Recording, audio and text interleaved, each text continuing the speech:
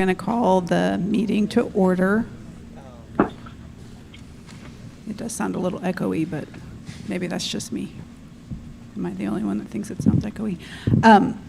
So just for the people present who may not be familiar with a work session, this is not like a regular meeting.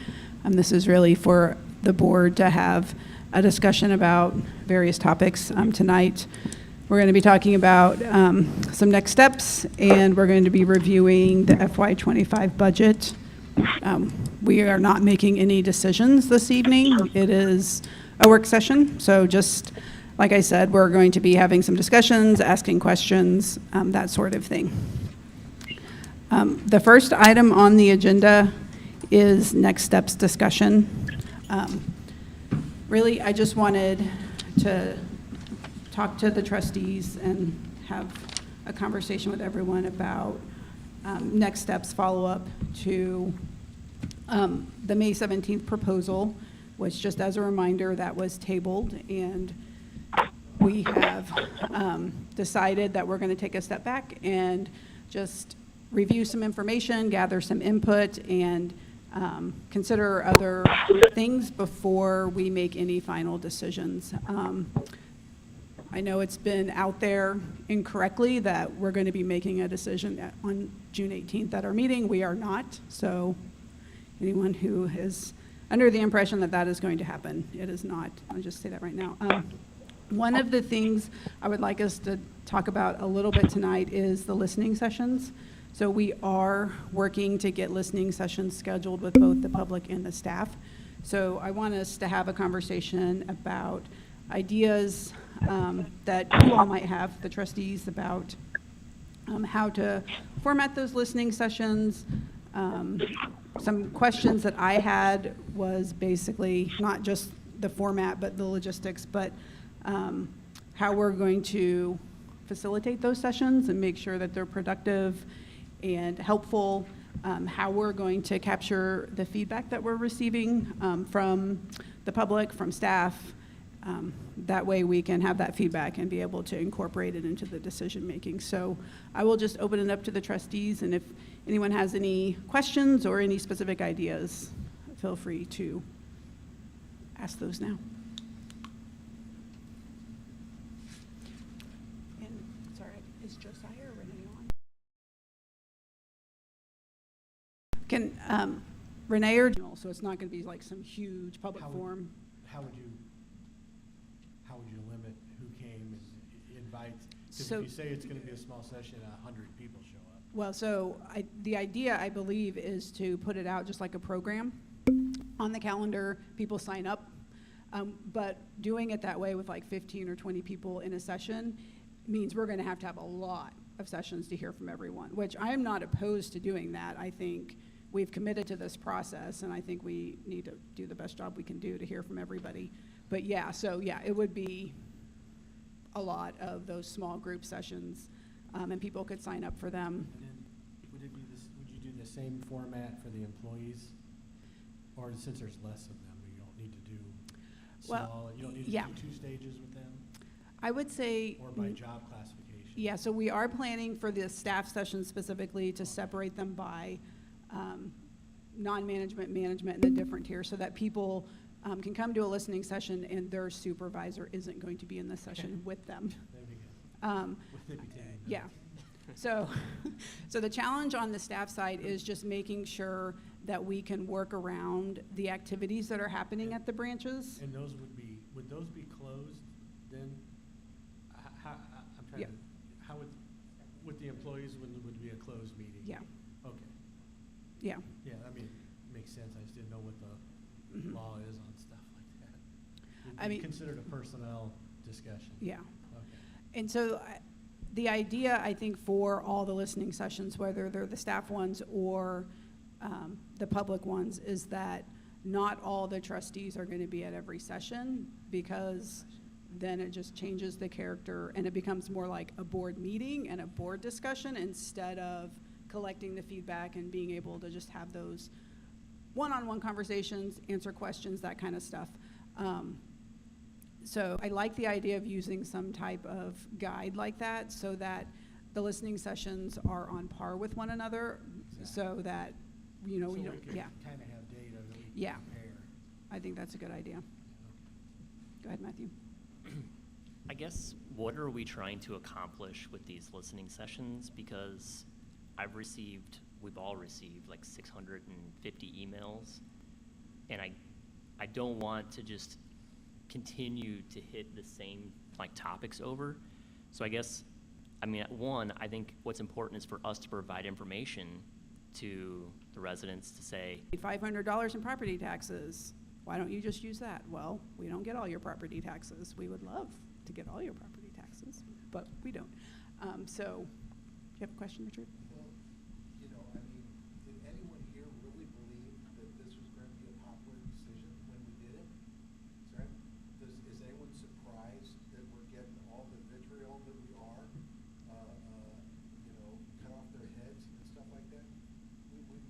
We're here to make tough decisions, you know, and I don't know that the public understands that. I'm not sure that 25 little listening sessions is going to reach these people who are looking for us to provide them with, in some cases, daycare. You know, I'm all for communication with everyone, but, you know, I've read, today I read 120 of the emails of the 780 that are in my thing, and every one of them are negative. Nobody's here saying, okay, well, here's a great solution for you guys, because they don't have one, because we don't have one. You know, I wasn't on the board when we asked Jason and the board to come up with this type of solution, okay? But I'm still the one they want the head of, because I'm trying to come to grips with the problems that we have. We don't have so much a library problem as maybe a revenue problem, but that revenue problem is just going to get worse, because if all the people here love their library that they can walk to and whatever, well, what about all the people in the West County that have one for, 20 miles away? You know, are we going to go ahead and cave to that public opinion and say, okay, we're going to have libraries within a circle of 10, within every 3-mile circle, we're going to have libraries. We can't, that's not sustainable. The libraries that were here, and was a great system. You know, I love libraries, but they were all put there when the population center was in St. Charles, and when you drove out to Cave Springs, there wasn't anything out there. Okay, and I think that the public has to start understanding that everyone moved west, and that's where the board's future, unfortunately or fortunately, lies, and we have to allocate our resources, and we're not getting that message out to them, because I'm a lawyer. Not closing the libraries. We have to have the fortitude, or whatever we want to say, that we're not going to do that. So if we go in to talk to the public, you don't want these libraries closed. It's 98% that said that. So what we have to find out the listing post is what services are they willing to have cut in order to accommodate that. Because they've pretty much spoken that they don't want 3 libraries closed. In fact, they may want it. The programs are great, but if they have to go so we can keep open where people can go in person and they value that, I'd give up this program to this. And I think that's the thing, when we sign people up, if they have that idea that, hey, this is what we're going to discuss in advance. This is, come prepared with ideas to do this, and maybe have the instrument or the agenda with them beforehand. And also, 1,000 people may write an email, 1,000 people won't get in the car to drive to one of these meetings. But you can set those up with those sign-up event programs, and you can have it. And what fills up, then you can add some more, and you can add some more. But I don't know. I just don't know what people think core. I mean, me, it's a card. You walk in, you get the library, and you take your book out, or you sit down and read the newspaper that you don't want to subscribe to. And I threw out the number 15 to 20. I mean, we could do a higher number. At some point, it'll get unmanageable for Right. the type of format that we're trying to use for these. But, I mean, I agree that we have to go into it with the goal that that it's productive, and the goal is to gather some of the things that Buddy was talking about in terms of, I mean, obviously, we already looked at branches and facilities and how much those cost, but I think it's really important for us to have the opportunity to have discussions that are really focused on some of these things, because all of these different areas are going to be important to the ultimate decision we make and developing those options for what we can do. So what I would like to hear from the other trustees is what you think about that. If you are willing to have more of these work sessions, normally we only have them once a quarter. I think we should schedule them more often if we're really going to move this forward. What I don't want to have happen is that we start this process and 3 years from now we're still doing this. I think it's important enough that we should commit to looking at all the information and the data that we need to, having these listening sessions so that we can continue to move this forward. Because, you know, in the back of all our minds is the fact that we tabled the new salary structure. The longer we do not implement that salary structure, the more off-market it continues to become, and the more basically in the hole we get with how much we're paying our staff and how it is relative to market. So the need to do them on a different day altogether, maybe in a different week, so that it's not all in the same week or something like that. But No one's in favor of 6-hour meeting? no, we would prefer not to do that. Does anyone have any questions about any of this, or do you have something else that I think in terms of who's going to facilitate the listening sessions, I really think it's whatever trustees are present, and the goal is to use the same guide, the same feedback collection mechanism.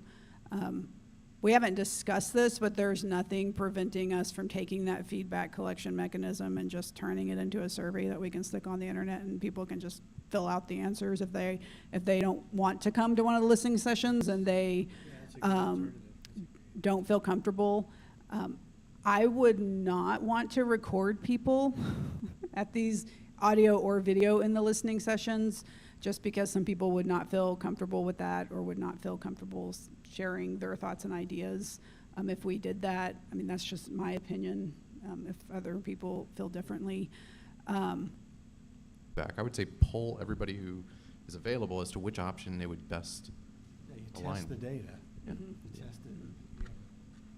It's a secondary sample, Yep. control group, or whatever you want to call it. Was that all Josiah's questions? I think so. I don't know if, well, I think it would be helpful if we had some similar type of mechanism for the staff sessions as well, just to kind of guide those discussions and collect similar feedback from the different levels of staff. I think it would be interesting to have feedback from people that do different types of jobs, have different responsibilities, just to see the different. Would it be possible or desirable to have some of those employee sessions where there'd be only board people? That is, yeah, so, That's what it- no- yes, no executive staff, None yeah. of you guys? Okay. Okay. Yep, That would be good. They even have to have it at a undisclosed off-site location. yeah, and I don't know if we said this explicitly. I think we communicated this to staff, but staff will be paid. They will be on the clock during the staff listening session, so I think that will be good. Anonymous, or things attributed to anonymous Mhm. employees. So it'd be interesting if they had a way that they could deal directly with us, Mhm. either in person at one of these meetings, or if they had a way to have an anonymous questionnaire, if they really truly didn't think that they could speak freely. Or we could do one at they don't have to all be at the library. I mean, it could be, employee one could be done somewhere else, maybe, I don't know. Rich has got a big deck.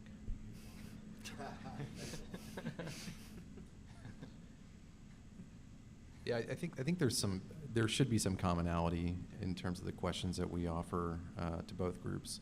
So we get the internal perspective on services that we can balance against the external perspective.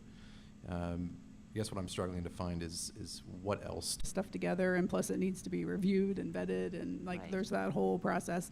So it may be a little bit before we actually have the first session, so, But we can't kick it down for too long. no, Hard decisions. to Yeah. make that are impacting this year's budget. yeah. So I don't think we can go into September. No. We have to get this done. Yeah, I agree. Starting in July seems like an attainable option. Just take a few weeks here, get the content down, get the facilitator guide down, get everybody up to speed on how to facilitate these sessions, who are willing to facilitate, and just run. I think we can do it in July. I don't see anything that would keep us from doing so. I personally think that it would be better, so I agree or disagree a little bit with you, Rich. I think it would be better for us if these listening sessions were then built for the budget for 2026. So we have time. We're gonna work on the budget tonight. We're going to pass a budget before the end of 2024 fiscal year. And I think this is a good opportunity to get ahead of it in that we have plenty of time before next June to pass a budget and to look at the things that we want to prioritize. Gives us time.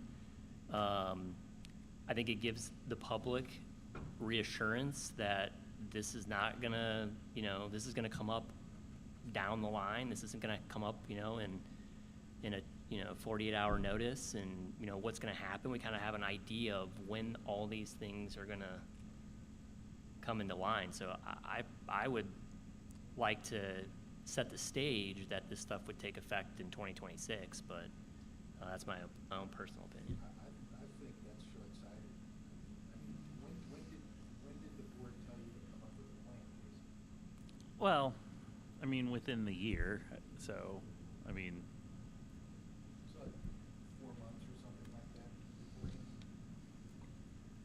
it would have been in January, yeah. Well, we can't just keep kicking our problems down the can, because then we are gonna be in a problem. Right now, what we're trying to do is be proactive, so that we don't get in that problem. And if you wait too long, you're trying to dig yourself out of a hole. Vote for it.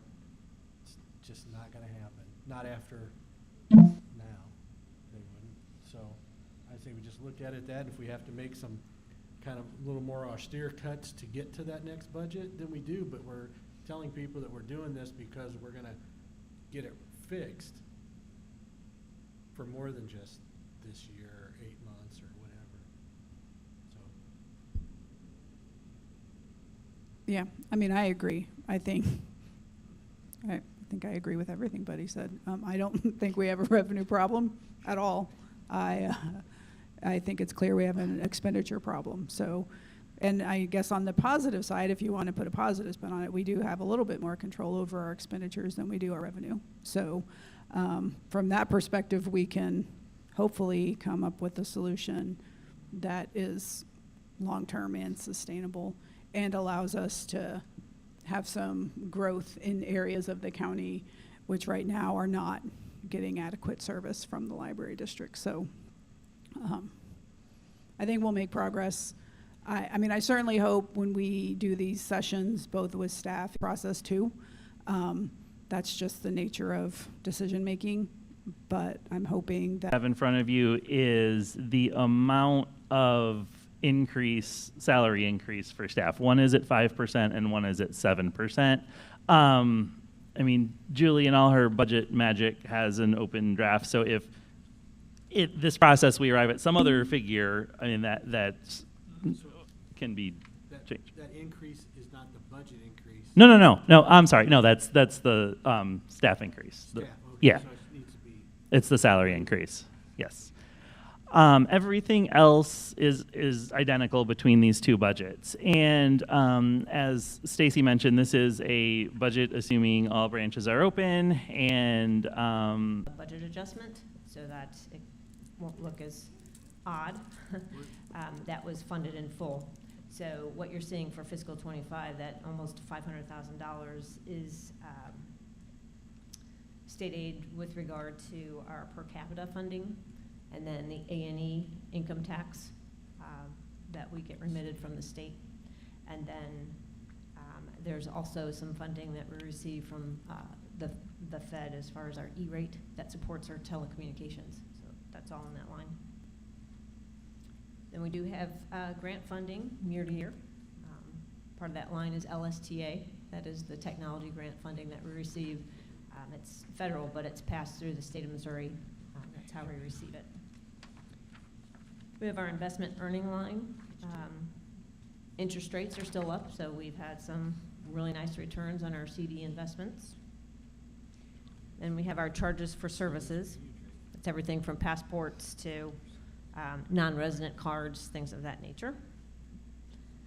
Donations, that's minimal. It's like those are directly remitted to our library. That's why it's just a minimal amount. We do also receive them at the branches directly too. But for the most part, the donations are going to our friends and foundation. So that's why you're not seeing them in the library district. The intergovernment exchange for $38.50, that is our sharing of Tumble books with as our educational partner with school districts. That's what that's reflecting. Then we have the rent, that $40,000. The forecast for '24 is off by $20,000. I'll change that. I don't think so. Any other questions? Yeah. I think just something else to highlight here is that of the 25, well, of the budget of 25 million, 12.4 is employee salaries, is staffing. Just want to say that so everybody who's in attendance hears. what that Right, it is. runs from 62% to 63% of our budget expenditures. It's been-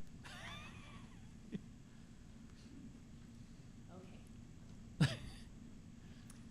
So this second draft reflects savings in like database services, because normally that's just a line that we subscribe to the same things every year, we pay the same platform fees, or they increase every year. So this is really like the first time that line is going down. And same with like our consortia budget. So what we're kind of doing is just saying, yes, those fees are going down, and then we're investing, a little bit more in the actual use of the resource. So I did make a small adjustment on the ebook line. We are not going to be over budget for ebooks, I'm happy to say, with about 3 weeks left of the fiscal year. So I had put in a larger increase there, and I pulled our platform fees, things like that.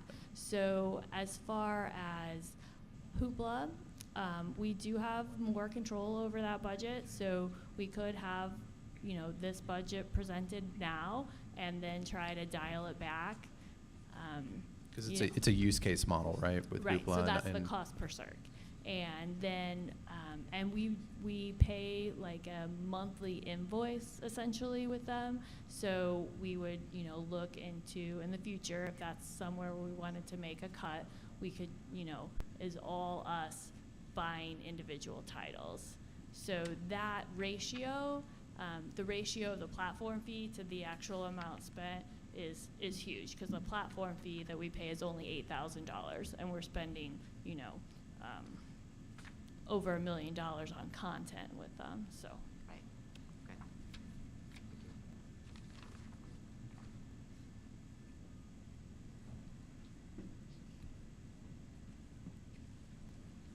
out prior, Oh, yeah, just something for the next meeting. sure. Okay. Okay. You think you can get us a better deal? No, He knows the guy. No, no. Nope. So any questions regarding those two lines? So if our property insurance companies are not going to cover things like hail damage, wind damage, that means we need to set aside extra resources to cover those types of Yeah, claims? depending on what it is they've excluded. Some of Yeah. that does not pertain to us, thankfully, because of how we operate. So if it were an issue of that, yes, we'd basically be self-insured in Yeah. that area. Or two, if it would be significant, we'd go out to bid and find a different provider that, Yeah, we really haven't had that many claims that it would be our true responsibility why they would penalize us for some of the areas. We had the flood claim at Catherine Linneman. We had wind damage off as far as the roof at Kisker, but in a number of years, we really haven't had significant claims. Yeah. So, yeah, it's basically the market.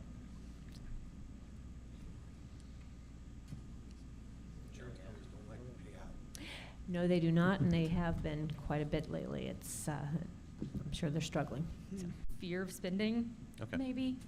Yeah, no, I mean, our staff are amazing and are really good at working with what they have. So I think that's kind of what's happened more than anything. Okay, got it. Thank you.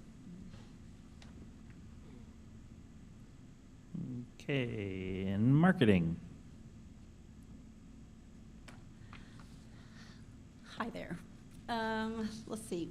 Marketing is just made up of things that are getting the word out, right? So a lot of our budget goes to external printing projects. We do a lot of in-house printing where it makes sense.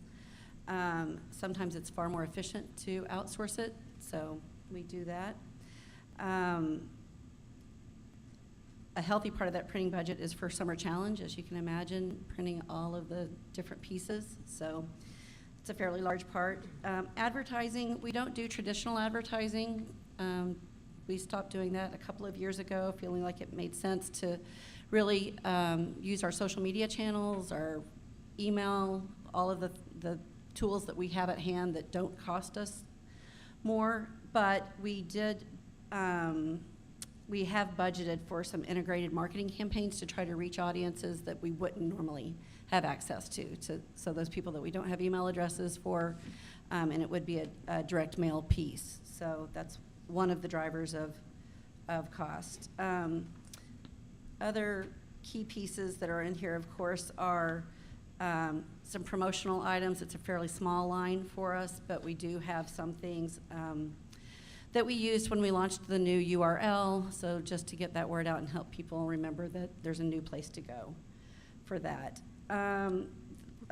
One of the drivers for us, too, are subscription fees, of course, from how we do social media difference in some of our savings. Are you in any kind of multi-year contract with those? We Or try is not it- to do multi-year contracts where we can. Orange Boy is one of our multi-year Okay. that we do. So you don't have a percentage increase built into a contract anywhere, it's just whatever the vendor decides to, Typically. okay. Thank you. Is that pretty common practice across all software and services that, you know, we stick to 1 year? Okay.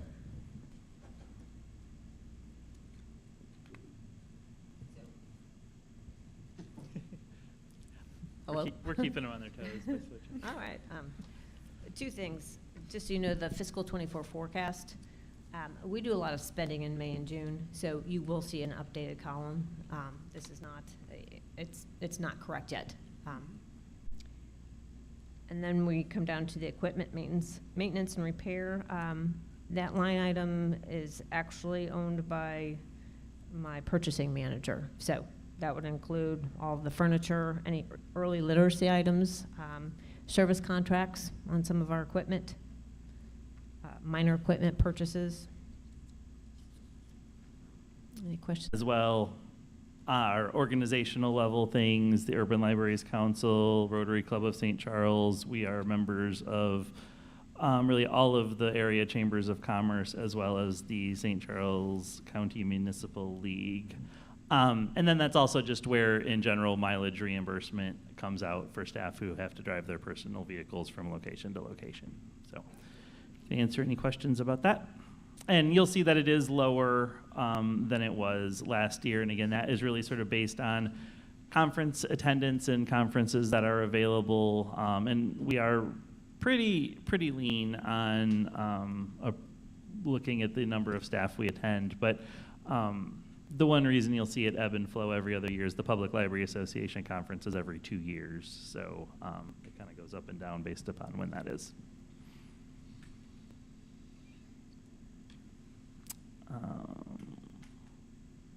Okay, and then moving on to professional services, that line is where we include, a piece of it is our audit. Yes, we do have one.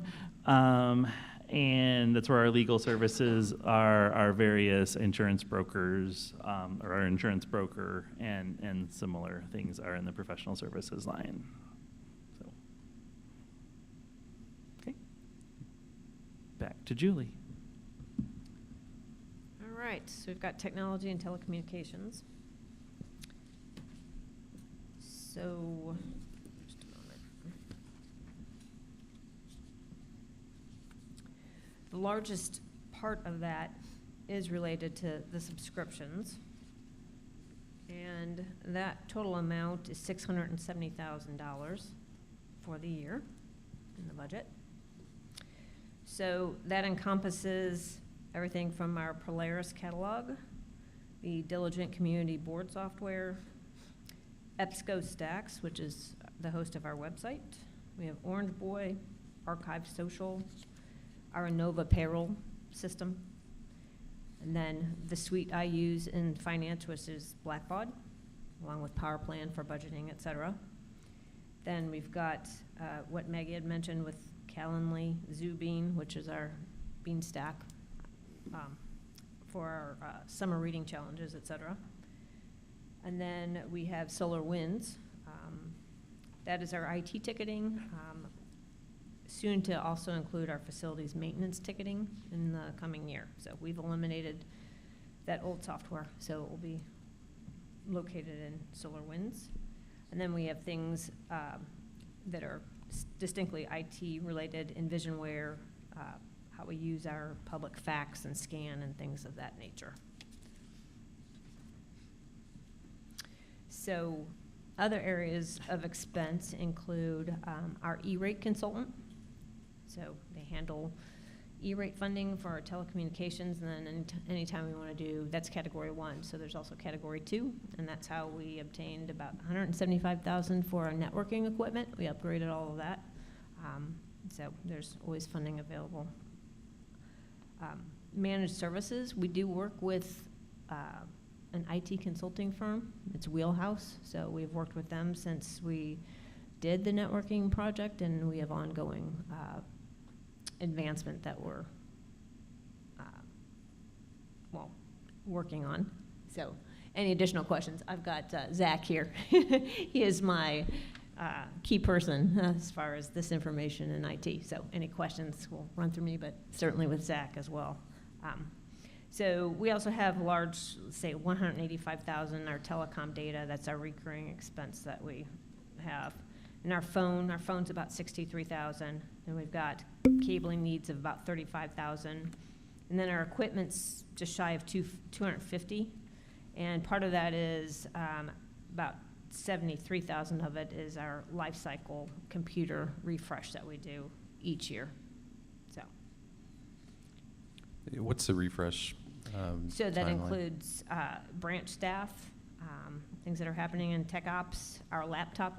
Network work, brought it over to Meraki. That's been able to help us along.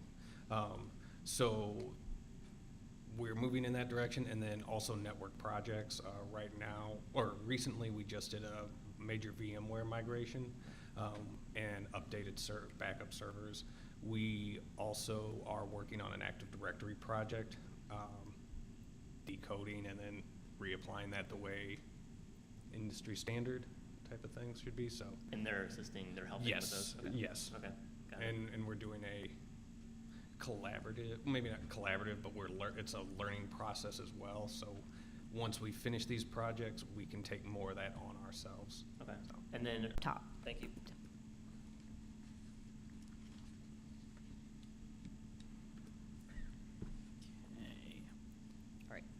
and other, that really is primarily postage. That's,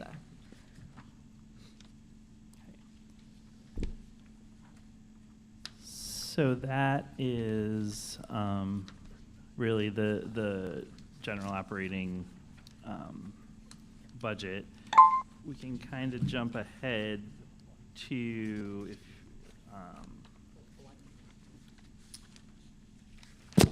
ooh. This page, which you have seen before, but the capital projects list for fiscal '25, it's the next to the last page. And we have gone over this, but you see the capital projects list and print staff increases here.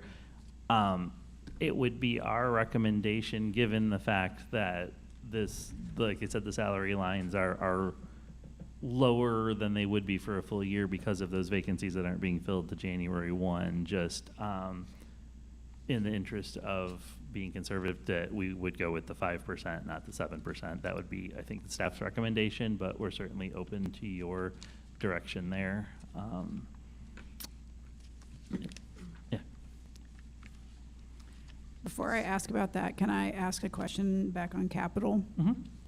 So on the page with the facilities maintenance 5-year capital forecast, the total for '25 is different than on the projects list. Does it just need to be updated, or is it a different time frame we're looking at for this chart? so some of these items are not on the capital piece, are not actually facilities related. Julie, I have a question for you. So on the summary part, this page, those numbers are current as of when? What date? Do we know? The what? Well, we have the budgeted numbers, and I think you said the forecast numbers are obviously gonna change because we're not through the fiscal year. Right. Do we know when those forecast numbers are from? Are they from a month ago, or are they from No, 6 this past week. Okay, Yeah. so they're current. Yeah, as current as, yeah. And then if I'm looking all the way at the bottom, we were anticipating for this fiscal year budgeted that we would have a $1.2 million surplus, but we're forecasting right now a $5.4 million surplus? Am I reading that right? Yes. Okay.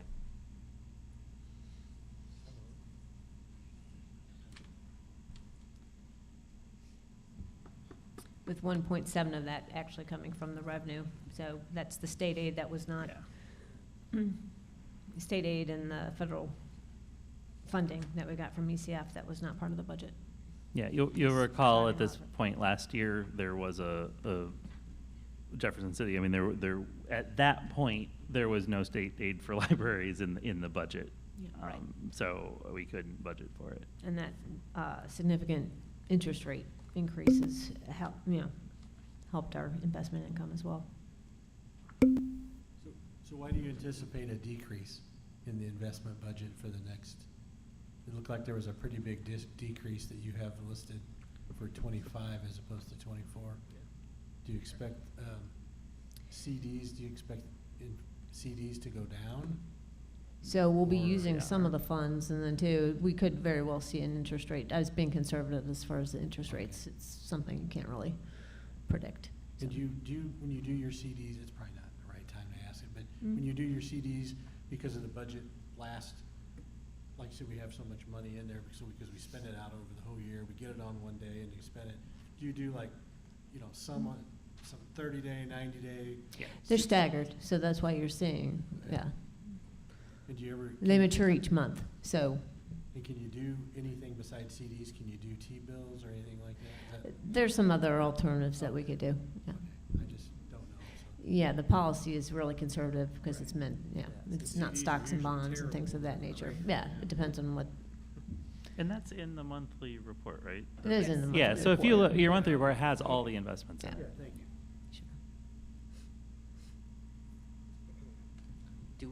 What's the total balance in the special funds? Like, I know for this, we're projecting capital project special funds of 4.2 million. But is there other funds that are allocated or part of that, or just specifically the 4.2 million? Does that make sense? I'm not understanding your question. So if I'm looking at this, we've got, and I'm looking at the 7% one too.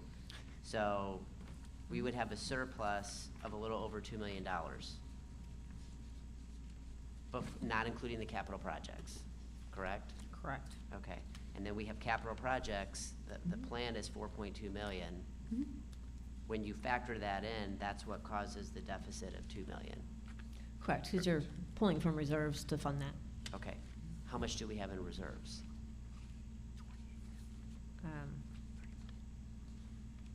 Like, what's the total balance in reserves? Is that on here somewhere? Yeah, it's So that is actually, well, when you look at the projected fund balance, that comes close to what that is, so. So that 30 It's million. not all usable, though, so that's a separate discussion, I think, that as far Right, as. but is that on- $30 million number or that 32 million? Which number is that? So I'm looking at the 5%. Okay. So are you talking about the forecast column?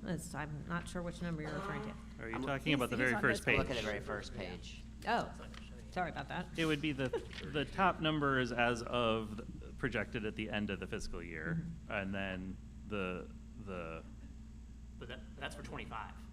Yeah, that's. He's saying that's right now, 24, it's 30.6 forecasted, Okay. 30.6 million.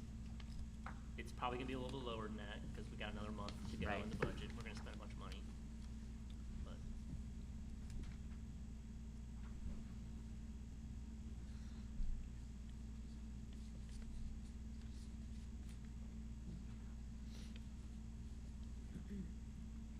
Is there some rule of thumb in terms of what we put into capital projects or the special fund?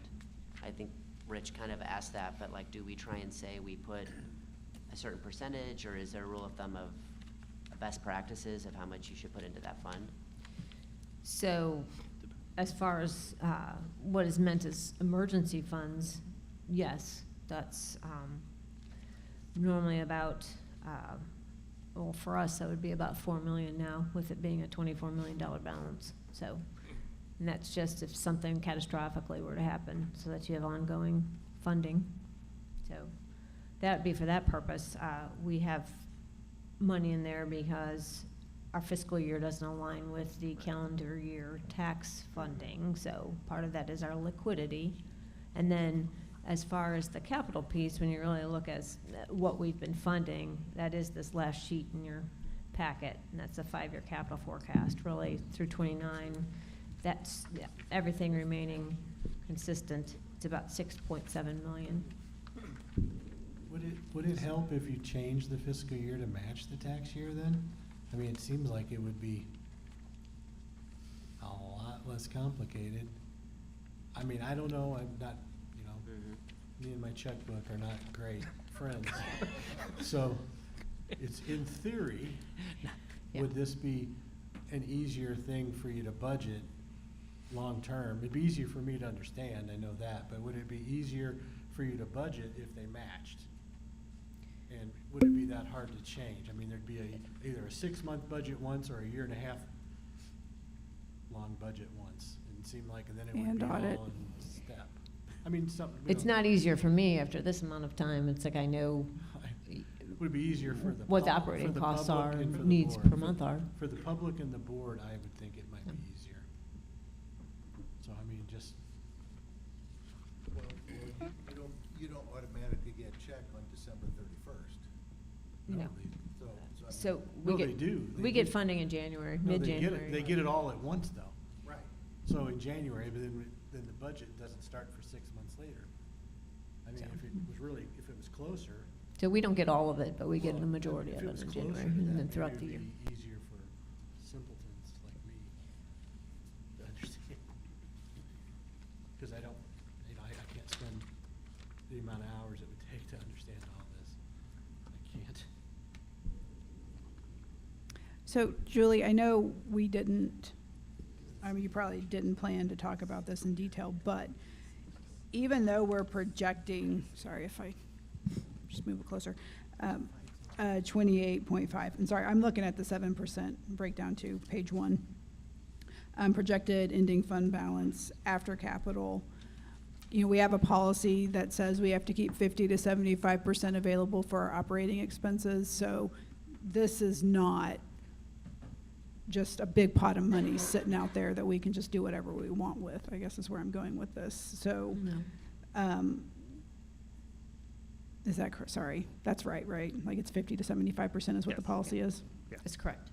And in terms of how much we should keep in our capital project fund, it's my understanding that should really be driven by the board and what our priorities are going forward. So if, for example, we decide we're gonna build a facility out west in 5 years, we project it's gonna cost $30 million or whatever it is, we would then start putting money from the fund balance into the capital fund so that we would hit our mark at the time we wanted to implement that project. Is that right? Yes. Are you anticipating paying for that with cash? No, we'd have to have certificates of participation. No, but, I mean, we would have to know what it was going to cost and make allowances for that, like from whatever was left in our reserve. And I seriously doubt we'd be able to just take 1 year of reserve and just cover, you know, like it would take us a little I bit mean, that's to an build it extreme up. example, but yes, that's the Yes. principle, is looking at the capital improvements that you need to make, be it just general maintenance, or if you want to say, you know, a smaller example would be you want to, you know, beef up the teen area at the Spencer Road branch or something like that in 2 years, and how much, so Right. that's exactly it. I mean, it's really defined by the priorities in the long-term sort of facilities and capital plan for the district. Yeah.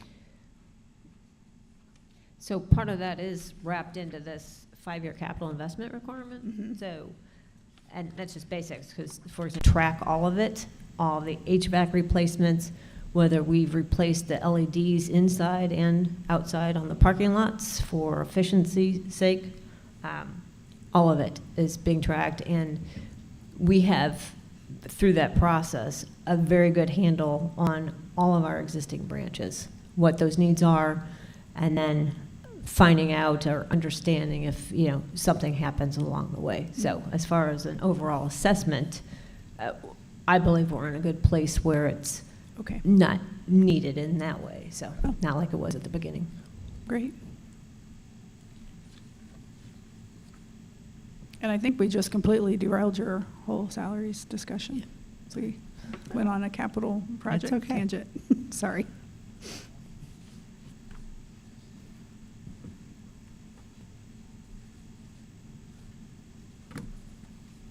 So I'm assuming you need some direction from us Yeah, as I to think what that's- number to use so that when you present a budget to us Right. on the 18th, we can make a decision. So I guess really two things. One, yes, the direction on the salary piece and the increase piece. And then also if there's anything that is significant here, as Julie said, there will be small updates, but if anything is jumping. I was gonna say that, but I knew that you were about to. So that, this kind of goes to my question before Yeah. about what we're putting into the capital project Yeah. special funds. You know, Yeah. and here, it's been consistent 4226. I don't like talking about deficits. Right. So instead of talking deficits, you just say you. And just to clarify for people who might be confused, because on here, there is a long, Federal funding, so. Right, and that's what we go for Yeah, as far as this process absolutely. as well. You're welcome, as a taxpayer. But there's no requirement that we put a certain amount towards capital projects or special fund, right? That's what we've said tonight. Correct. I mean, That's true, but. if you're in- saying you would defer, yes, But- there's no requirement. But you're basically, when you approve this budget, if you approve the capital budget, the capital project budget, you're in essence saying that, yes, you are setting aside those, you know, the funds for improvements, et cetera, for the facilities-related amounts. Right, and so, but. we You're would have- assigning We them. would, even after doing this, and again, if you take capital projects out, there'd still be 4 million in reserves, right? No. There'd be two. So if you're looking at the 7% one, the surplus is 2 million. Yeah, 2.097. this line.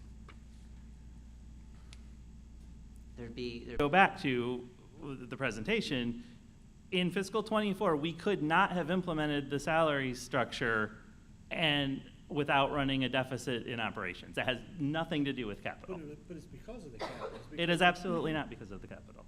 Well, can you Why would say- it be because of The the capital money was, the money that was spent on capital could have been in the general fund and covered it. No, it's annual expenses and annual revenue. It's 1 year. Right. So your operating expenses in '24 compared to your revenue in '24. So whether or not we didn't spend it in '23, it wasn't there in '24. I mean, that's the problem.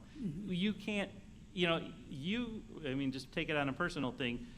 You can't forever, if you get paid X number of dollars annually, but your mortgage payment exceeds that annually, you might have some money saved to cover it for a few years, but it won't go on forever. That's the problem. So we have to have our operating expenditures under our annual revenues. So that is not really connected at all to what we're putting aside for capital. Then we had to cut some operating, obviously. But it Yeah, looks like right, yeah. We're getting a lot more money each year, we're not going backwards. Sorry. I mean, this estimate showed, up to what? I mean, Was it 30 I million? think don't know. the challenge we are facing is while the revenue is going up, it's not keeping pace with how much our expenditures are going up every year. Well, what's So, The revenue's gone up, what, 6%? and what was inflation Your last year? FY25 budget, 8%? the revenue, how much did the revenue go up from 24 to 25? 4.2. 4.2. 4.2%. Right. And your expenses went up more than 4.2%, is what you're saying. Well, you start with the fact if we give a 5% salary increase in and of itself right there, that's more than 4.2. For 67% of the budget. Right, exactly. So that's 67, over half of our budget is automatically going up more than that 4.2 when you look at insurance costs and everything. So, yes, that's, inflation is more than that. So, So, Yeah, I think, I just think if we are gonna have some cut, when we talk to people and there are some programs we're gonna cut, well, I guess what I'm trying to say is it's not gonna be as draconian or as bad as I may have thought before this discussion, which is helpful to me. yeah. And it's just helpful to the public that I don't think they have to think that all this stuff's gonna happen and it's Yeah. gonna be terrible and you're gonna walk in, there's gonna be one person working in the library and, hand you one book, I'm just saying because there's a lot of people that are really concerned that it's like, we're ready to close. Right. And I think we're really operating here, I don't think we have to be as all-encompassing as maybe I had thought.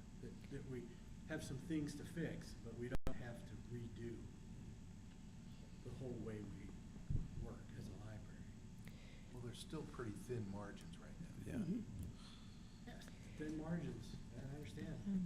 And I think we have to keep in mind, as far as the revenues, we've mentioned in the past, there's threats to the fact that, we've got 95% of our funding in real and personal property taxes. So we had a dysfunctional legislative session this past year. So basically, the only thing that we've seen come, which will affect us in fiscal '26, is the senior, property tax freeze. But there's still other items that, related to personal property tax and what have you that can impact us. So we have to, just keep monitoring that.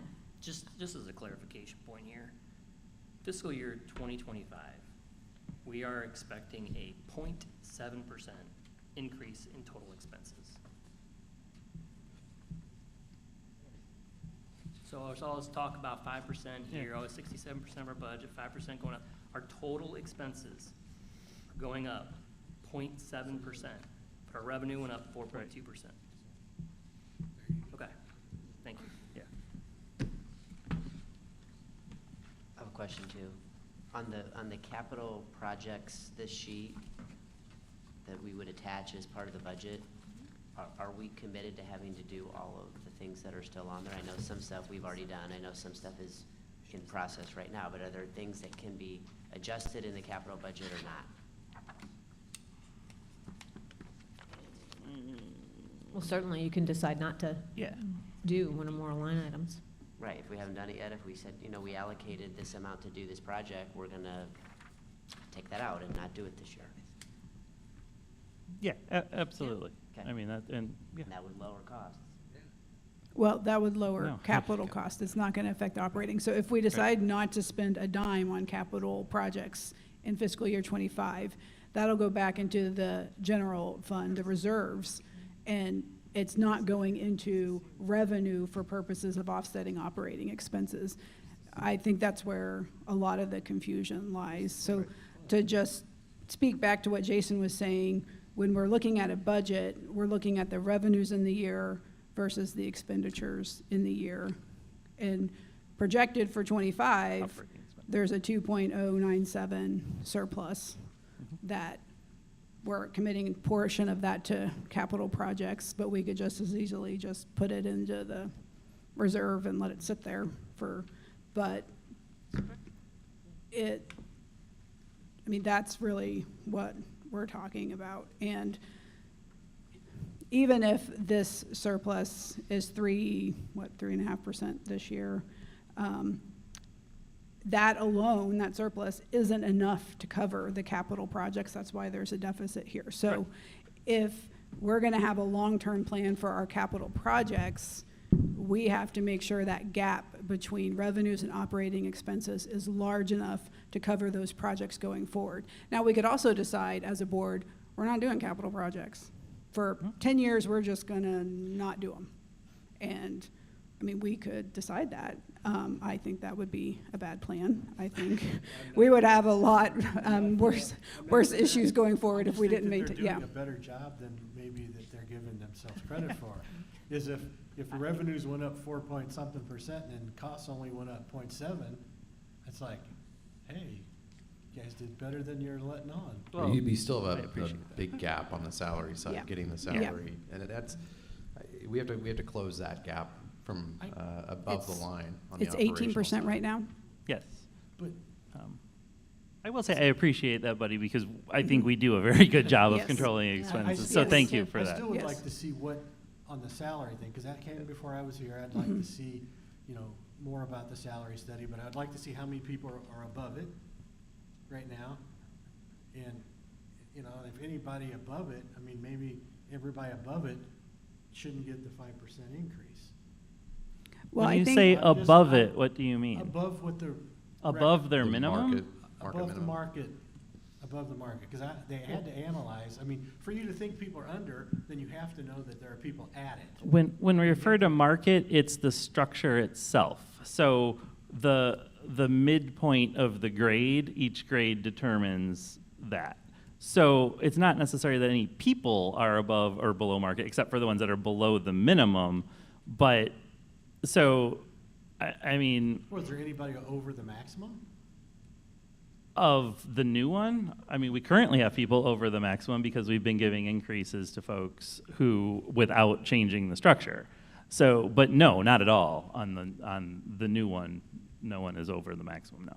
But, and the people that did this study based it on, I know it's probably not the right time to get in, but it's based on, I mean, I know you've talked to me about losing people to, I don't know how much of it's compared to like St. Louis and places like that, compared to, you know, they take our people, well, we take Warren County's and Lincoln County's people, I guess. I don't know, but I'm just saying, you know, what is it really based on? Because, I mean, we don't pay, very few jobs in St. Charles pay what St. Louis County pays. Yeah, this would not get us to what they're paying. Right, I It's- knew it would, that's taken but I'm into just trying to figure how, you know, what they based it on, but that's a whole nother. Yeah, all of that was included in the packet. Has that been gone out to everyone again recently? But, yeah, and at the May meeting, and it gave the comparison industries and Well, I where saw it was that, compared but to, so. I just wanted to see how it fit, like, if you had a table of every person that works for us, not with their name, but just Yeah. their job, and see which position, you know, where it is and how many people are. So that was in there as well. There was a heat map that had Yeah, every you- position as a point, and where they were relative to that.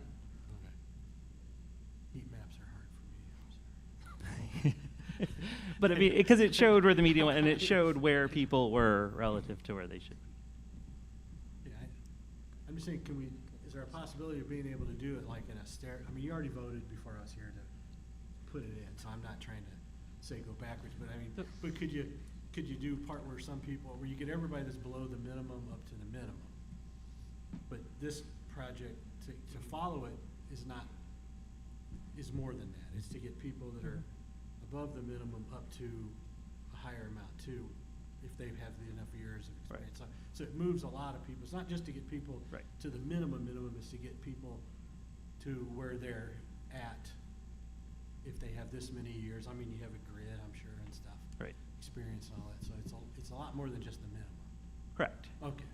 Yeah. I mean, it really is everything, because it all works together, right? If you move the people up to the minimum, then all of a sudden you have brand new employees making as much as people who have been here for a long time. I mean, that salary compression piece. So, it's being able to compensate all of our staff sort of fairly for their experience level and what they bring.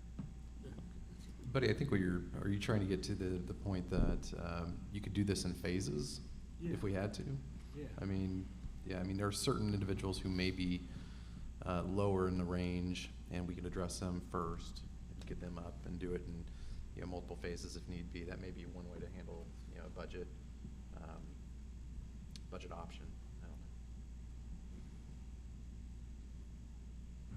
know. But I guess if we phased it, the people who weren't phased in, then their salaries, the next year or whatever, are even further behind market. So we're having to do an even higher adjustment for the people that didn't get phased in. So I think, it's definitely something we should consider as we are looking at expenses and options for how to implement the results of the salary study.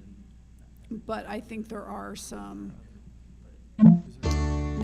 negative outcomes that may come from trying to do a phased approach. There are Intermission. some governments that went like a long time with, state went, what, 8 or 9 years without even a cost of living? And how many that's a staff little- did that's they a little lose? extreme, A but- lot. That's a little extreme, but I'm getting 3.5% in a month, so So I guess we really need to tell you what we want you to do with the budget. It would be helpful. Yeah.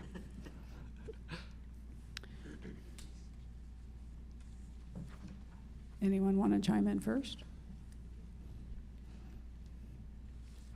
I'd like to see the 7%. I agree. I think that makes sense at this point. It's a $200,000 difference between the 5 and 7. I also like the idea of having a target for the amount of money that we're wanting to put into our reserves. For clarity purposes, we don't currently have a target. Is that correct, for each year? That we target, we're gonna put in $2-3 million into reserves, or a percentage of. No, that hasn't been defined. It's just what's ever left over. Yeah, and so that is going to depend on, and I'm happy to do that, but it's not something that we can put together in the next couple of weeks, because that really has to be defined on, as a district and as the board, committing to, we want to renovate this location in 2028. And, so like that much bigger discussion has to take place before we can do that. And you said it's usually like a 12-year analysis on buildings that you start renovating again. Is that what you said earlier? That's not renovating, that's maintenance. Maintenance, okay. Yeah. So- When items start to roll so over, maybe you if have came to up with a number of invest what in we them. spent on capital projects for X amount of time, like for the last 10 years we spent this, or the last 12 years, to get it to where it's about, and then adjust it for inflation. Yeah. And then divide it up and see if it comes anywhere that's like, oh my God, we can't do that, or like, hey, that would work out, this $12 million we spent over 12 years, which means if we put $1 million a year in, we would be able to do it the next cycle. Because right now, after Credell's done, we don't really have a big thing coming up for a while, do we? No. So we could start saving that each year, but But what we've been doing is taking the surplus and putting it in there.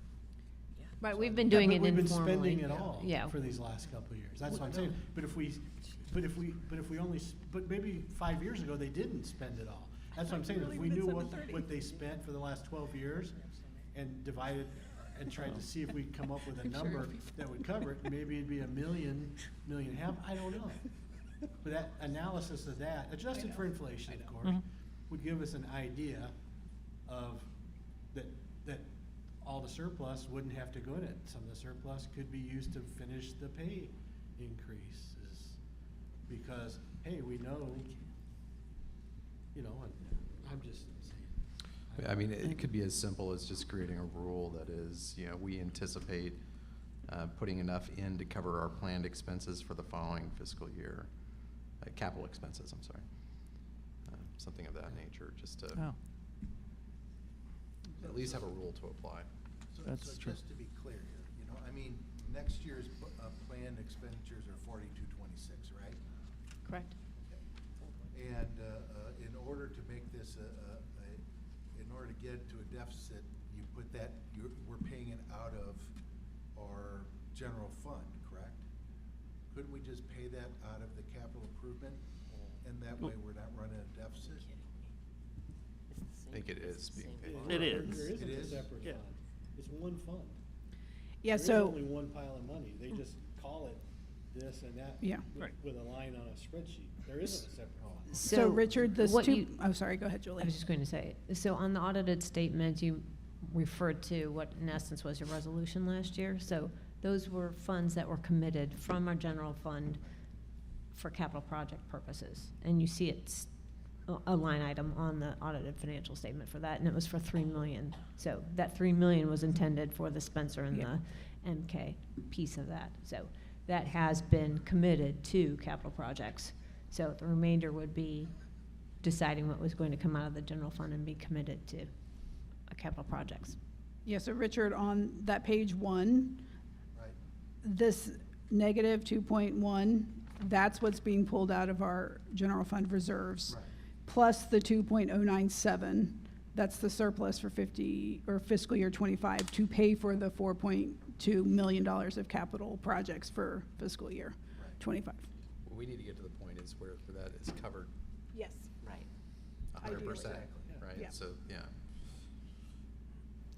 So for the past 9 years, we've been continuing to set aside informally, not something that the board designated, but internally, we've set aside the funds, obviously, so that we could do these projects at Spencer Yeah. and North Cordell out of our reserves.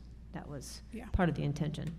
Yeah, and to Buddy's point, I mean, one of the work sessions I'd like us to have going forward, it is about the capital specifically, so that we can start making some decisions about our strategies and priorities going I forward. think it would clear Yeah. up so many of the other decisions we have to make. Yes.